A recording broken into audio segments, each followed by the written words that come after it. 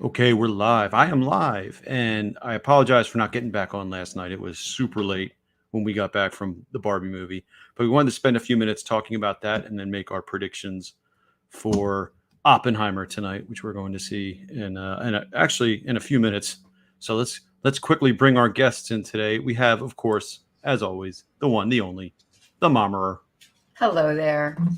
and we have some other guests here. We have Cillian Murphy's number one fan. Look Yes, at that. sir. Yes, sir.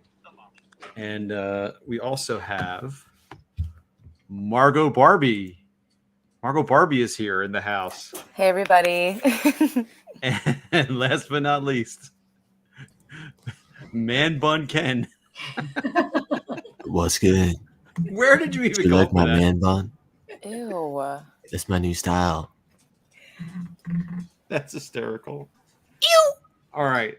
I'll start with me because I remember my prediction last night. I said this could probably be a 3 out of 5.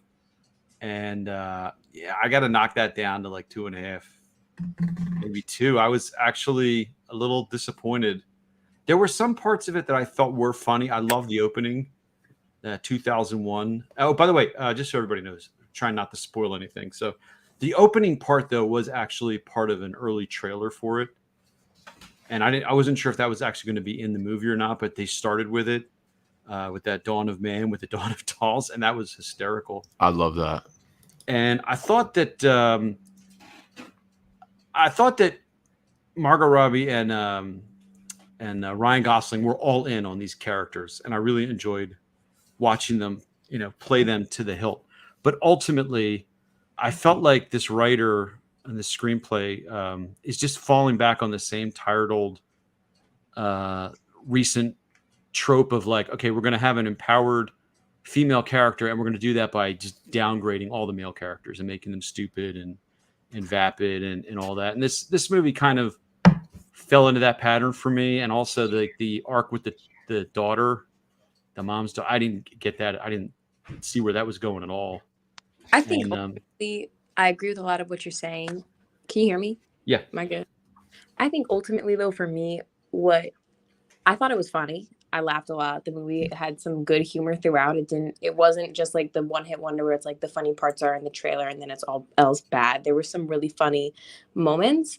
But I think social commentary wise, a lot of seeds were planted to go in a lot of different directions, and none of them were really explored. And like you said, it fell back on the classic everything that's wrong with the world is the patriarchy.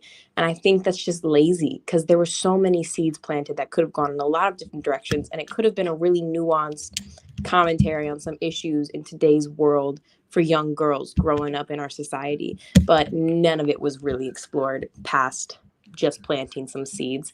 And I think that's something that kind of annoyed me. Like, not spoilers, but there is a mother-daughter duo in the movie, and I thought we were really going to explore, the relationship between the mom and daughter as kids grow up and how that changes and morphs. And it was nothing. It really ended up being just nothing more than the surface, and that's what kind of made me sad. But overall, I thought it was hilarious. My favorite quote from the movie, Mike and I have been saying it all day, is a choir of 5,000 young fathers. I think that was I love it. so funny. All right, that's all from me.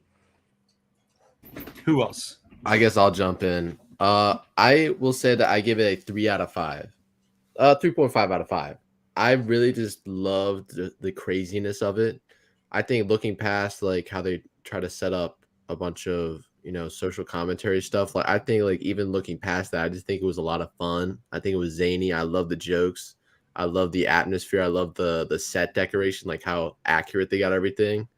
But I do think there were definitely some flaws where they just had a lot of ideas trying to go in a lot of different directions that didn't work for me. Like as much as I love the Will Ferrell's what's the Martell or whatever the company's called, as much as I love those scenes, it kind of was a little bit like strange when they're put it like she's in the real world now, but it's still like a cartoon in like that office complex. So like that kind of felt a little bit weird, but that was cool. And I think the thing with the mother and the daughter, I really didn't buy into it at first. Like I remember when we started they started getting some screen time, I was like, okay, let's just get back to Ken and Barbie. Like this is not they didn't set this up enough to really like call for this.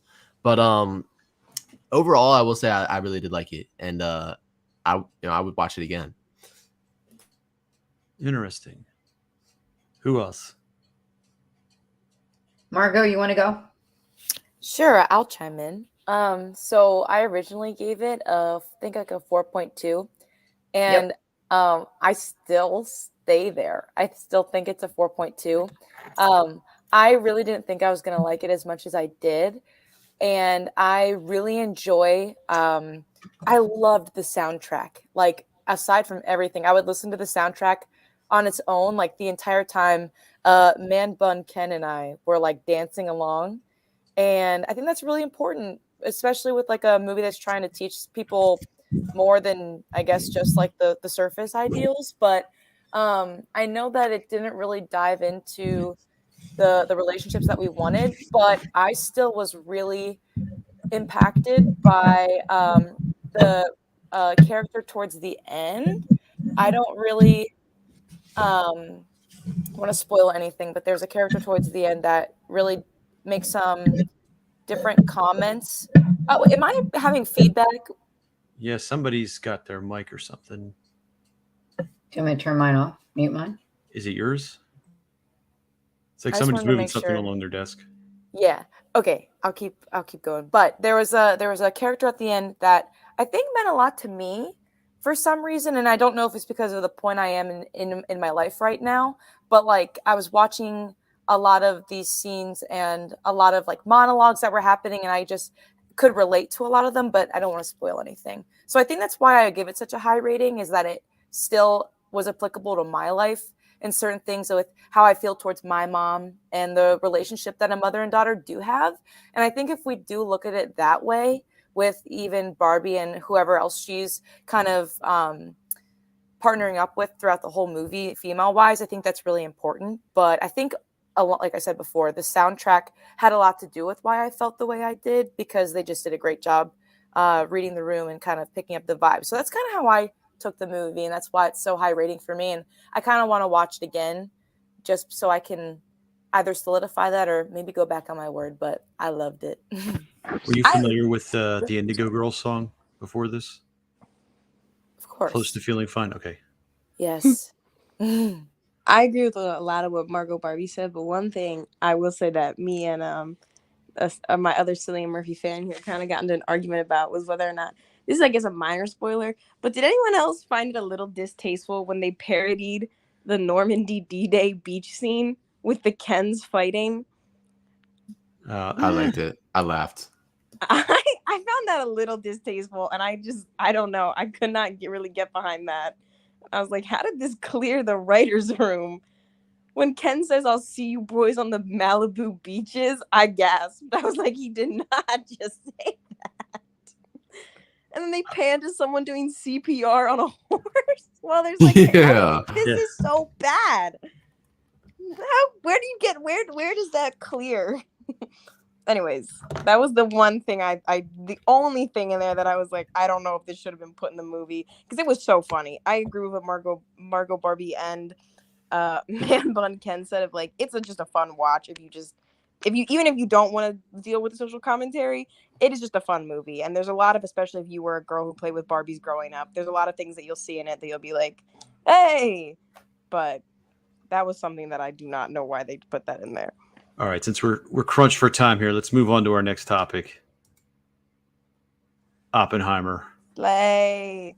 I'm not going to do the Slay, trailer because I don't man. think we have time, but it is kind of scary how much Cillian Murphy does look like J. Robert Oppenheimer in the trailers when you do see him. I've been excited for this movie since last year when I first heard about it coming out. Now, I absolutely know a lot of this story already from my teaching and reading about this. So I'll just the one thing I'm concerned, not that I'm concerned, because I think it's going to be a great movie. I'm a big fan of Christopher Nolan, but I was looking through the cast list and I was looking for a few names of scientists that I knew were big movers and shakers in the Manhattan Project, and I didn't see them in there. So I wonder if they're going to be kind of condensed. I don't know. Are they, sometimes they'll condense multiple characters into one person and they'll do all the things that those characters would have done just to make the the movie easier to follow. Like in Rocket Boy, if you watch October Sky, there were 6 Rocket Boys. They made it 4. And I didn't see, I only did a cursory glance on it, but I didn't see cast lists for Leo Szilard, Edward Teller, Enrico Fermi. I saw, of course, Oppenheimer, and I saw Matt Damon's going to play Leslie Groves, who was the general overseeing the project. So, but overall, I'm going to, on a scale of 1 to 5, I'm going to predict a 4.6, maybe 4.7. Mommer, what do you think? Are you still muted? Mommer, I think you're muted. Well, to jump in, I'm gonna give it 5 out of 5. I hope it's a massive serve. I think he's gonna. He can't do no wrong in my eyes. In my eyes, the fact that he's the star makes this movie a 5 out of 5 immediately. So I hope it lives up to that. All right, Man Bun Ken. I'm gonna say 4.5. I don't want to go in with my expectations too high. Like I want to say a 5, but I'm gonna say 4.5 because I want to be a little bit surprised. Okay. Cillian Murphy's number 1 fans.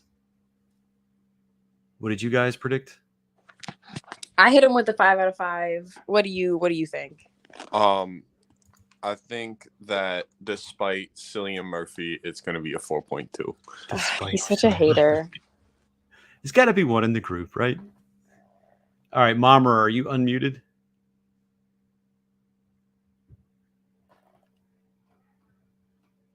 I think we lost the Mommer.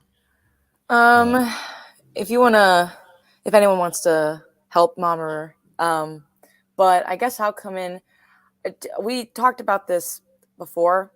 I am like the least history buff person you'll ever meet. I mean, I love history, but I just don't have a memory that has like that same retention. So I literally am going to this so ignorant, which I know that's my fault, but I think Mama is back. All right. So what was your number? I don't even. I'm gonna go 4.7 out of 5 just based on my ignorance, but it looks like an awesome movie with cinematography. But I'm going 4.7. All right. Yeah, I think, and this isn't a spoiler or anything, but I think I heard that there's no CGI in this movie, so everything you see is somehow a practical effect, which I'm really curious to see how that plays out. Mommer, your prediction. Oh my golly day. This is like terrible, but I'm going right along with you. 4.7. Christopher Nolan's an amazing director and RDJ's in it. So that takes it up there for me. And yeah, I'm particularly after last night, I'm really interested to see a really good movie. So yeah. All right. There we go. Well, we should be home. Why are you so cute, Man Bun Ken? Wow. I love the man bun. Well, we should be home by like 10:30. I'm thinking, no, maybe by 11. So if we go on after 11, that's not too late for everybody. Let's get cracking here and get to the movie theater because that movie's at 7. Woo! Say goodbye. Bye. No. Yeah.